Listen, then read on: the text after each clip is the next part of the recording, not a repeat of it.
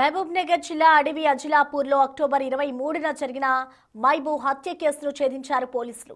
నిందితులను అరెస్ట్ చేసిన దేవరకద్ర పోలీసులు వారి నుంచి వేట కొడవలి 3 మొబైల్ ఫోన్లను స్వాధీనం చేసుకున్నారు. మృతుడు మైబూ కుమారుడు అనిల్ కుమార్ గ్రామానికి చెందిన మహిళతో వివాహితర సంబంధం పెట్టుకున్నాడు. ఈ విషయంపై 2 కుటుంబాల మధ్య గొడవలు జరిగాయి.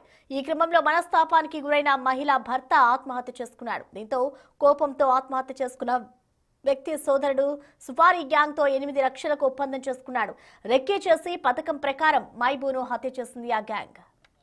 కొడుకుని కానీ ఎవరినో ఒకరిని చంపాలి అని ఈ విషయం మా తమ్ముడు చనిపోవడానికి వీళ్ళిద్దరే కారణం కాబట్టి వీళ్ళిద్దరిలో ఎవరినో ఒకరిని చంపాలనే ఉద్దేశంతో ఒక హత్య కుట్ర ప్లాన్ వేసి అక్కడ 3,90,000 అంటే మొత్తం 8 లక్షలకు మాట్లాడుకుంటే ఏం చేసినట్టు ఈ గొల్ల మల్లేష్ ఇంకొక మర్డర్ కేసులలో ఇంతకుముందు మర్డర్ కేసులో ఆశప్ప మర్డర్ కేసులో ఉన్నాడు ఆయన గంజి శరత్ అని.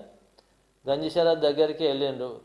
గంజి శరత్ దగ్గరికి వెళ్ళి ఆయనతో మాట్లాడుకున్నాడు. అతను మాట్లాడుకొని ఫస్టే 3,90,000 తీసేసుకుండు ఈ ఏటు గొల్ల మల్లేష్ వీళ్ళ దగ్గర హనుమన్న దగ్గర తీసుకొని వాళ్ళిద్దరికి గొల్ల మల్లేష్కి అండ్ గంజి శరత్కి ఈ హనుమన్న చిన్నరాములు అనే వ్యక్తులు ఇక్కడ మన దేవరకద్రకు వచ్చి ఆయనను చూపించారు మైబూని.